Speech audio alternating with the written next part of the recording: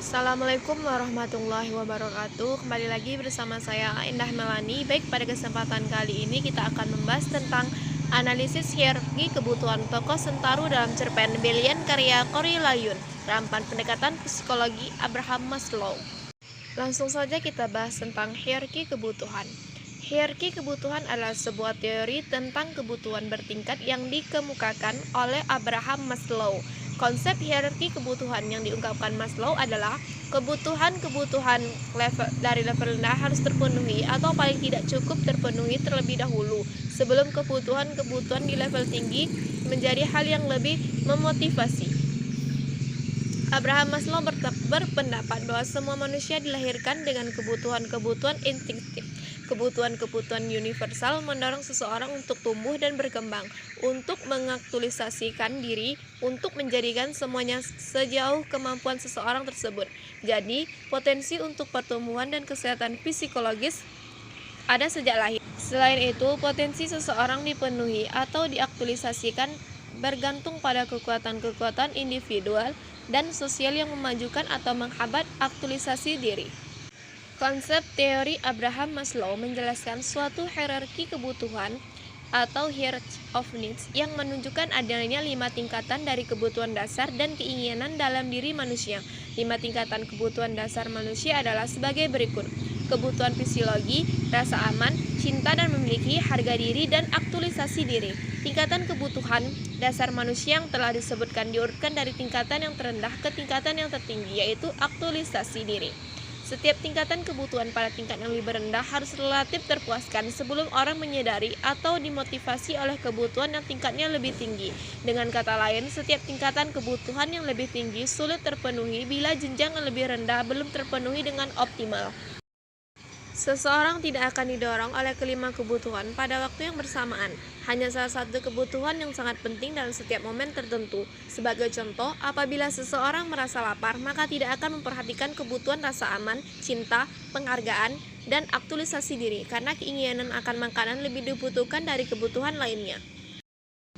Kebutuhan fisiologi adalah kebutuhan yang bersifat non-statik atau usaha menjaga keseimbangan unsur-unsur fisik atau kebutuhan yang jelas terhadap makanan, air, udara, tidur, dan serta pemuasan terhadap kebutuhan yang sangat penting untuk kelangsungan hidup. Kebutuhan fisiologi ini sangat kuat dalam keadaan absolut atau kelaparan dan kehausan. Semua kebutuhan lain akan ditinggalkan dan akan seoptimal mungkin dalam mencurahkan semua kemampuannya untuk memenuhi kebutuhan ini. Apabila kebutuhan fisiologi telah terpenuhi, maka seseorang akan termotivasi oleh kehidupan rasa aman. Kebutuhan rasa aman pada dasarnya merupakan upaya pertahanan hidup dalam jangka panjang. Kebutuhan ini meliputi kebutuhan akan jaminan, stabilitas, proteksi, ketertiban, bebas dari kekuatan dan kecemasan, dan struktur hukum. Apabila seseorang telah mencapai suatu tingkat tertentu dari rasa aman, maka seseorang tersebut akan digerakkan untuk memuaskan kebutuhan akan memiliki dan cinta. Kebutuhan rasa memiliki dan cinta dapat terpenuhi dengan cara menggabungkan diri dengan suatu kelompok atau perkumpulan, menerima nilai-nilai dan sifat-sifat atau memakai pakaian seragam dengan maksud agar merasakan perasaan memiliki.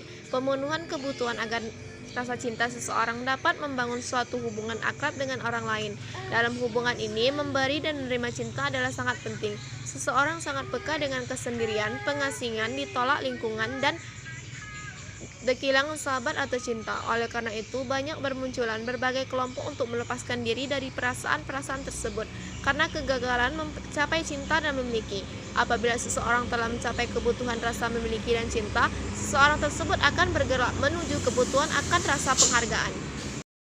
Kebutuhan rasa penghargaan menurut Maslow terbagi menjadi dua, yaitu satu, menghargai diri sendiri atau self-respect adalah kebutuhan kekuatan, penguasaan, kompetensi, prestasi, kepercayaan diri, kemandirian, dan kebebasan.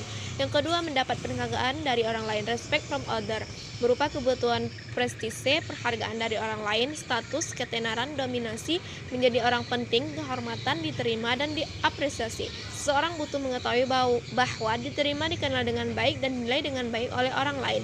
Apabila kebutuhan ini telah tercapai, maka seseorang akan didorong untuk kebutuhan tertinggi, yaitu kebutuhan akan aktualisasi diri. Selanjutnya, kebutuhan aktualisasi diri dapat diartikan sebagai suatu kebutuhan seseorang dalam mewujudkan secara maksimal seluruh bakat dan kemampuan potensinya. Aktualisasi diri adalah keinginan untuk memperoleh kepuasan dengan dirinya sendiri atau self-fulfillment, untuk menyadari semua potensi dirinya, untuk menjadi apa saja yang dia dapat melakukannya, dan untuk menjadi kreatif dan bebas mencapai puncak prestasi potensinya. Untuk menjadi kreatif dan bebas mencapai Seseorang yang mampu mencapai kepuasan akan keputusan aktualisasi diri menjadi manusia yang utuh dan memperoleh kepuasan dari kebutuhan yang orang lain mungkin tidak menyadari ada kebutuhan semacam itu. Kebutuhan akan aktualisasi diri merupakan kebutuhan pada tingkatan tertinggi, walaupun seseorang telah mencapai kebutuhan pada tingkat atau jenjang yang lebih rendah seperti merasa aman secara fisik dan emosional, mempunyai rasa memiliki dan cinta, merasa berada, seseorang tersebut akan merasa kecewa, tidak tenang dan tidak puas saat gagal berusaha memuaskan kebutuhan akan aktualisasi diri. Apabila kondisi ini terjadi, seseorang tidak merasa damai dalam dirinya sendiri dan tidak bisa dikatakan sehat secara psikologis. Kebutuhan-kebutuhan yang disebut pertama, fisiologis, dan kedua, keamanan, kadang-kadang diklasifikasikan dengan cara lain, misalnya dengan menggolongkan sebagai kebutuhan primer, sedangkan yang lainnya dikenal pula dengan klasifikasi kebutuhan sekunder. Terlepas dari cara membuat klasifikasi kebutuhan manusia itu, yang jelas adalah bahwa sifat, jenis, dan intensitas kebutuhan manusia berbeda satu orang dengan yang lainnya, karena manusia merupakan individu yang unik. Juga jelas bahwa kebutuhan manusia itu hanya bersifat materi, akan tetapi bersifat psikologikal, mental, intelektual, dan bahkan juga spiritual. Selanjutnya kita akan membahas tentang teori hierarki kebutuhan pada cerpen Belian. Cerpen Belian karya Cory Lyon Rampan ini sebenarnya banyak membahas budaya Belian, namun terselip juga permasalahan konflik batin tokoh utama di dalamnya. Seperti yang dijelaskan di atas, maka berpengaruh pada psikologisnya. Sentaro sendiri berunurut dengan ibunya untuk mengenyam pendidikan di kota, padahal ia ingin terus berada di kampung halamannya. Perbedaan lingkungan sekitar juga turut mempengaruhi psikologi sehingga unsur psikologi dalamnya sebenarnya cukup kental. Untuk itu, kita akan menganalisis keberadaan Sentaro dalam cerpen Belian karya Lyon Rampan dengan konflik batin yang ada dalam dirinya, maka akan mempengaruhi psikologisnya. Penulis akan mencoba menganalisis kepribadian tersebut dengan psikologi milik Abraham Maslow, di mana akan terfokus pada fisiologi, rasa aman, cinta, harga diri, dan aktualisasi diri. Pembahasan lebih rinci. Yang pertama ada fisiologis. Dalam cerpen Belian karya Cory Lyon Rampan tidak terdapat aspek fisiologis karena tidak digambarkan bagaimana tokoh bertahan hidup, entah dengan tidurnya, makan, atau sekalipun tak pernah disinggung di dalam cerpen.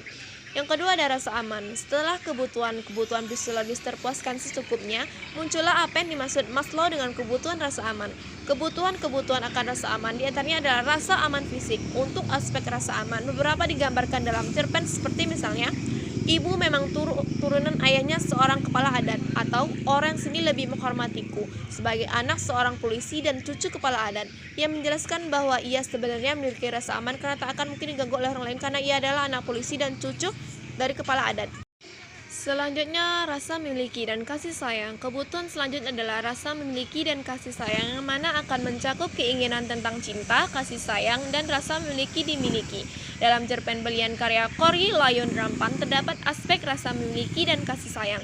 Kutipannya ialah, "Kau benar, kau punya masalah, aku punya masalah. Bagaimana kalau kita sisihkan masalah masing-masing dan besok ku minta ibu datang melamarmu? Apa pendapatmu?"